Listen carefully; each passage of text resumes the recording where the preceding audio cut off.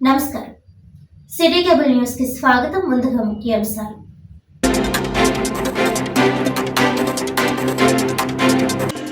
బీసీల జనగణన చేపట్టాలి. జాతీయ బీసీ సంక్షేమ సంఘం రాష్ట్ర అధ్యక్షుడు వై నాగేశ్వరరావు యాదవ్.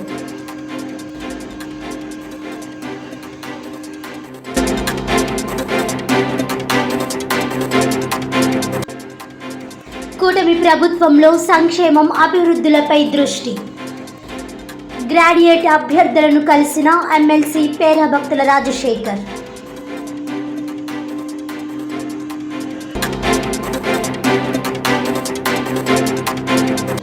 కాకినాడ జగన్నాథపురం వాహనాల యార్డు వద్ద క్లాబ్ డ్రైవర్స్ నిరసన.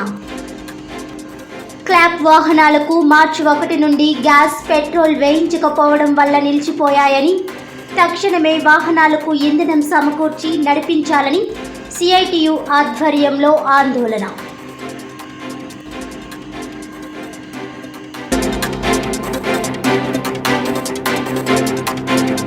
ఇక డీటెయిల్స్ చూస్తే, రాష్ట్రంలో బీసీల జనగణన చేపట్టాలని జాతీయ బీసీ సంక్షేమ సంఘం రాష్ట్ర అధ్యక్షుడు వై నాగేశ్వరరావు యాదవ్ కోరారు. మంగళవారం కాకినాడలో జరిగిన విలేకరుల సమావేశంలో ఆయన మాట్లాడుతూ, స్థానిక బీసీ జనాభా నిష్పత్తి ప్రకారం కుల జనాభా ఎంతో వారికి ఉద్యోగ, విద్య, ఉపాధి, రాజకీయ రంగాల్లో వాటాలు కల్పించాలని అన్నారు.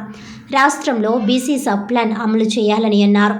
బీసీలకు రాష్ట్ర ప్రభుత్వం విద్య, ఉద్యోగ రంగాల్లో ఏబిసిడి వర్గీకరణ చేసిన విధంగానే రాజకీయ రంగాల్లో కూడా ఏబిసిడి వర్గీకరణ చేపట్టి ఎంబీసీ కులాలకు న్యాయం చేయాలని అన్నారు. లబ్ధిదారుడికి రుణాలు కేటాయించే విషయంలో బ్యాంకులకు సంబంధం లేకుండా వివిధ బీసీ కుల కార్పొరేషన్ల ద్వారానే నేరుగా రుణాలు మంజూరు చేయాలని అన్నారు. 5 ఎమ్మెల్సీలలో కూటమి ప్రభుత్వం 2 బీసీలకు ఎమ్మెల్సీలు కేటాయించడం జరిగిందన్నారు. ముఖ్యమంత్రి చంద్రబాబు నాయుడు, రాష్ట్ర మంత్రి లోకేష్లు బీసీల పట్ల అనుకూలంగా ఉన్నారని అన్నారు. రాష్ట్రంలో జిల్లాల వారీగా కొత్త కమిటీలను ఏర్పాటు చేయడం జరిగిందన్నారు. జాతీయ బీసీ సంక్షేమ సంఘం రాష్ట్ర మహిళా అధ్యక్షురాలు నూకాలమ్మ యాదవ్ మాట్లాడుతూ, రాష్ట్రంలో బీసీలకు గత వైకాపా ప్రభుత్వం నిర్లక్ష్యం చేసిందని, స్థానిక ఎన్నికల కోటాను 24% తగ్గించి అన్యాయం చేశారని ఆరోపించారు. కాకినాడ జిల్లా అధ్యక్షుడు, సంఘ జాతీయ అధ్యక్షుడు గుత్తుల శ్రీనివాస్, యూత్ అధ్యక్షులుగా కొల్లుబైన శ్రీనివాస్ యాదవ్, ప్రధాన కార్యదర్శి గంగయ్య యాదవ్, జిల్లా ఉపాధ్యక్షులు వాసంశెట్టి భీమరాజు, యూత్ ప్రధాన కార్యదర్శి రామకృష్ణ, కార్యదర్శి తంగెళ్ల సత్యనారాయణ సగర, జిల్లా కార్యనిర్వహణ కార్యదర్శి కొమ్మన తాతారావు తదితరులు ఏకగ్రీవంగా ఎంపికయ్యారు. ఆర్ కృష్ణయ్య నేతృత్వంలో బీసీల అభ్యున్నతికి పాటుపడుతున్నామని అన్నారు. కూటమి హయాంలో బీసీలకు పెద్దపీట వేయడం అభినందనీయమని అన్నారు. ఈ కార్యక్రమంలో ఉమాశంకర్, బట్లంకి ఆంజనేయులు, లక్ష్మణరావు, మేడిశెట్టి లక్ష్మణరావు తదితరులు పాల్గొన్నారు. అందరికీ నమస్కారం అండి. జాతీయ బీసీ సంక్షేమ సంఘం ఆంధ్రప్రదేశ్ ఇన్ఛార్జి ఎలగాల నూకాలమ్మ యాదవ్ నేను. ఈ రాష్ట్రంలో బీసీ ఉద్యమం బలోపేతం చేయడం కోసం గత 45 సంవత్సరాల ఉద్యమ చరిత్ర, పోరాటాలే జీవితంగా బతికినటువంటి వ్యక్తి, జాతీయ అధ్యక్షుడైనటువంటి ఆర్ కృష్ణయ్య గారి ఆదేశాలతో కొత్తగా నియమితులైనటువంటి రాష్ట్ర అధ్యక్షుల వారు, జాతీయ బీసీ సంక్షేమ సంఘం ఆంధ్రప్రదేశ్ శాఖ రాష్ట్ర అధ్యక్షుల వారి సారథ్యంలో 26 జిల్లాలు పర్యటిస్తూ అన్ని జిల్లాల్లో స్ట్రాంగ్గా బీసీ సంక్షేమ సంఘం కమిటీలు వేసుకుంటూ ఈరోజు కాకినాడ రావడం జరిగింది. కాకినాడలో కూడా గ్రామ స్థాయి నుంచి జిల్లా స్థాయి వరకు కమిటీని బలోపేతం చేయాలనే ఒక ఏకైక ఆలోచనతో మా గౌరవ పెద్దలు, ఈ రాష్ట్ర కన్వీనర్ అయినటువంటి చల్లంగి వేణుగోపాల్ గారి సారథ్యంలో ఈ జిల్లా అధ్యక్షులుగా గుత్తుల శ్రీనివాస్ గారిని, జిఎస్ గారిని జిల్లా అధ్యక్షులుగా నియమిస్తున్నాము. అలాగే జిల్లా ప్రధాన కార్యదర్శిగా మాసుమేను గంగయ్య గారిని నియమిస్తున్నాము. అలాగే కొల్లిబైన శ్రీనివాస్ గారిని జిల్లా యువజన అధ్యక్షులుగా నియమిస్తున్నాము. అలాగే అనేక మందిని జిల్లా కమిటీలోకి, అలాగే సామంతకుర్తి రామకృష్ణ అని యూత్ ప్రధాన కార్యదర్శిగా నియమిస్తున్నాము. ఇంకా అనేక మందిని ఈ కమిటీలో తీసుకోవడం జరుగుతుంది. ఖచ్చితంగా గ్రామ స్థాయి నుంచి బీసీ సంక్షేమ సంఘాన్ని డెవలప్మెంట్ చేసుకుంటూ ముందుకెళ్లడం జరుగుతుంది. జాతీయ బీసీ సంక్షేమ సంఘం ఆంధ్రప్రదేశ్ శాఖ అంటే ఒక రాజకీయ పార్టీకి ధీటుగా ఎన్నో జీవోలు సాధించినటువంటి చరిత్ర జాతీయ బీసీ సంక్షేమ సంఘంది. గత ప్రభుత్వంలో బీసీలకి మంచి జరిగింది అంటే ఖచ్చితంగా జాతీయ బీసీ సంక్షేమ సంఘం ఆంధ్రప్రదేశ్ పోరాట ఫలితమే. ఈ ప్రభుత్వంలో ఇంకా ఎక్కువ మంచి జరిగింది అంటే ఖచ్చితంగా జాతీయ బీసీ సంక్షేమ సంఘం యొక్క పోరాట ఫలితమే.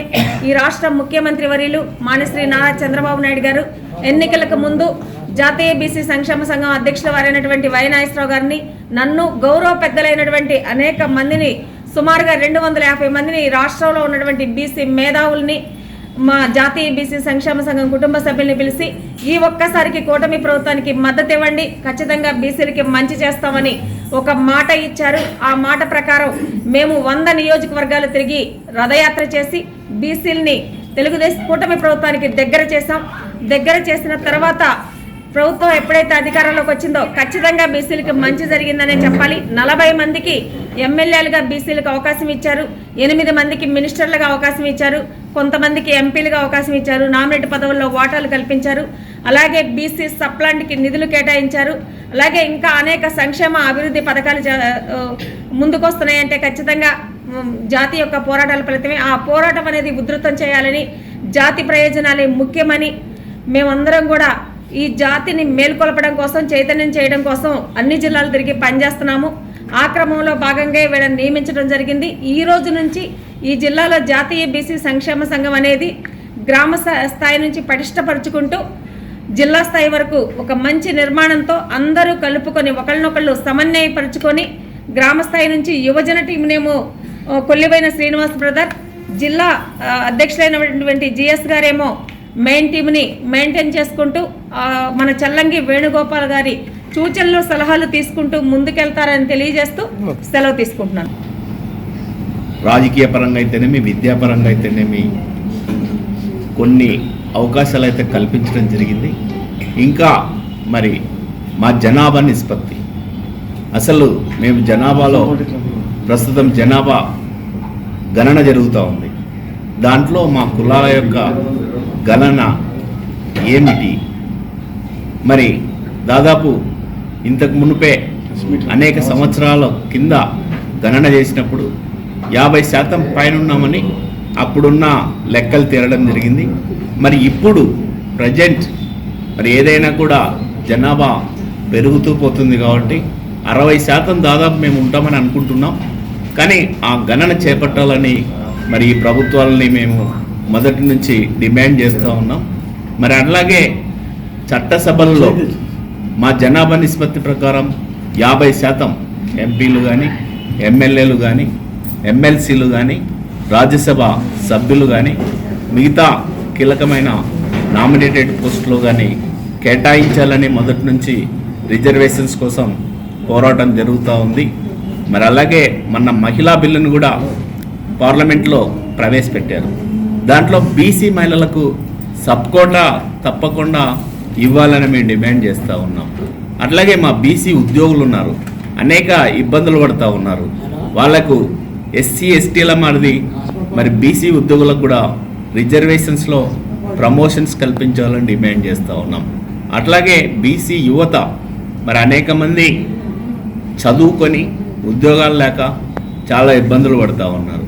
ప్రస్తుతం కేంద్ర ప్రభుత్వమైనా రాష్ట్ర ప్రభుత్వాలైనా కూడా ప్రైవేటీకరణలో ఎక్కువ శాతం కేటాయిస్తూ ఉన్నాయి. మరి దాంట్లో కూడా బీసీ యువతకి రిజర్వేషన్స్ కేటాయించాలని ఈ సందర్భంగా మేము కోరుతా ఉన్నాం. కాకినాడ జిల్లా పెదపూడి మండలం గొల్లల మామిడాడ సూర్యనారాయణపురంలో గల శ్రీ అలివేలు మంగ పద్మావతి సమేత శ్రీ వెంకటేశ్వర స్వామి రాజగోపుర నిర్మాణం నిమిత్తం దాతలు బోరిగా విరాళాలు అందజేశారు. ఈ సందర్భంగా ఆలయ అర్చకులు ఆరవిల్లి రఘురామాచార్యులు మాట్లాడుతూ వెంకటేశ్వర స్వామి దేవాలయంలో రాజగోపురం నిర్మాణ నిమిత్తం ఆలయ వ్యవస్థాపకులు నల్లిమిల్లి సూర్యనారాయణ రెడ్డి అల్లుడు రాజానగరంకు చెందిన సత్య శ్రీనివాస్ రెడ్డి, మోహిని వరలక్ష్మి దంపతులు, వీరి కుమారులు భాస్కర్ సత్యనారాయణ రెడ్డి, హిమజ, అర్జున్ కృష్ణారెడ్డి, గోపి సురేందర్ రెడ్డిలు 5 లక్షల రూపాయలు కొప్పవరానికి చెందిన కర్రి వెంకట్రెడ్డి సురేఖ దంపతులు ₹1,00,000, గొల్లల మామిడాడుకు చెందిన పొలగం సత్యనారాయణ రెడ్డి పార్వతీ దంపతులు ₹1,00,000 విరాళంగా ఆలయ వంశపారంపర్య ధర్మకర్త నల్లిమిల్లి పద్మనాభ సత్యనారాయణ రెడ్డి, నల్లిమిల్లి మోహనరామ గంగాధర్ రెడ్లకు అందించారని తెలిపారు. దేవాలయంలో రాజగోపురం నిర్మాణ నిమిత్తం మరింత మంది భక్తులు విరాళాలు అందించి సహకరించాలని కోరారు. గొల్లల మామిడాడ గ్రామంలో వేంచేస్తున్నటువంటి శ్రీ అల్మేల్మంగా పద్మావతి సమేత వెంకటేశ్వర స్వామివారి దేవాలయానికి తూర్పున రాజగోపురం నిర్మాణంలో ఉన్నది. ఈ రాజగోపురం నిర్మాణంకు ఆలయ వ్యవస్థాపకులైనటువంటి నల్లమల్లి సూర్యనారాయణ రెడ్డి గారి యొక్క అల్లుడు గారైనటువంటి సత్తి శ్రీనివాసరెడ్డి గారు, వారి ధర్మపత్ని వరలక్ష్మి గారు మన రాజానగరం వాస్తవ్యులు, మరియు వారి కుమారులైనటువంటి సత్తి భాస్కర్ సత్యనారాయణ రెడ్డి, ధర్మపత్ని హిమజ ఎన్ఆర్ఎస్, మరియు వారి యొక్క సోదరుడైనటువంటి గోపి సురేంద్ర రెడ్డి, వీళ్ళు ఈ స్వామివారి యొక్క రాజగోపుర నిర్మాణమునకు మరియు వారి మనవడైనటువంటి అర్జున్ కృష్ణారెడ్డి గారు ₹5,00,000 విరాళంగా ఇవ్వడం జరిగింది. ఈ యొక్క గాలిగోపుర నిర్మాణం కూడా ముమ్మరంగా సాగుతున్నది.